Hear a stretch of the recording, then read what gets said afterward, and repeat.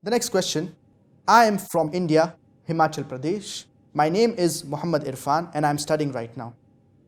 Can Allah subhanahu wa ta'ala forgive a non-Muslim who died committing shirk, but all his life he did good deeds? I would like to give you an example.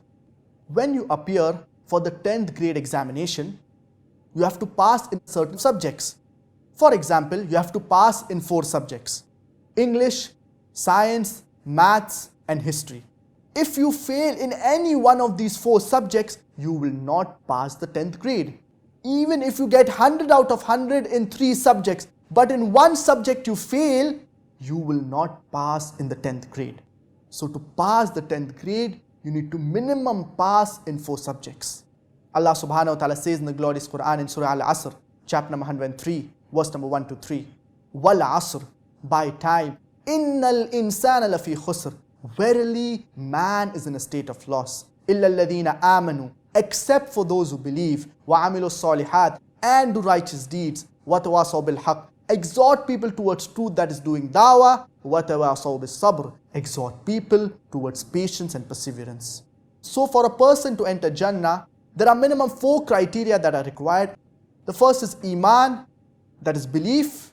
The second is Amalu Salihat, that is righteous deeds. The third is exhorting people towards truth, that is doing dawah. The fourth is exhorting people towards patience and perseverance. So minimum 4 criteria are required for a person to enter Jannah. If anyone is missing, under normal circumstances, a person, he will not enter Jannah.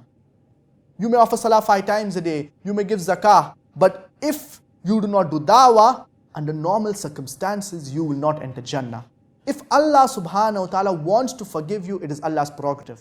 As Allah subhanahu wa ta'ala says in Surah Nisa, chapter number 4, verse number 48, and Surah Nisa, chapter number 4, verse number 116, Inna Allah la yaghfiru an yushraka bih, wa yaghfiru ma duna dhalika liman yasha.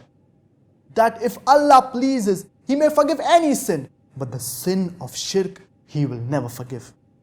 So the biggest sin in Islam is associating partners with Allah subhanahu wa ta'ala. Now there are many people who say that, non-Muslims, they do so many good deeds, they do so many righteous deeds. So why will Allah not forgive them? The non-Muslims, they do righteous deeds, they do good deeds. For example, the non-Muslims, they give charity. Even though they may give $1 million in charity, that is only one part of the various righteous deeds. The most important is recognizing your Creator, Allah subhanahu wa ta'ala. If you cannot recognize your Creator, Allah subhanahu wa ta'ala, what is the point of being good to His creation? Allah subhanahu wa ta'ala, He has given us human beings so much. The house, the shelter that we live in, the food. If you do not get food for a few days, for a month, you will die. If you do not get water for a few days, you will die. How many of us have thanked Allah subhanahu wa ta'ala for the food, for the water? If you do not get air for half an hour, for 1 hour, you will die. How many of us have thanked Allah for all of these blessings? So the non-Muslims, even though they may do certain good deeds, for example, charity, etc., being good to others, being good to their neighbors, the most important thing is recognizing your Creator, Allah subhanahu wa ta'ala, being grateful to Him, being thankful to Him.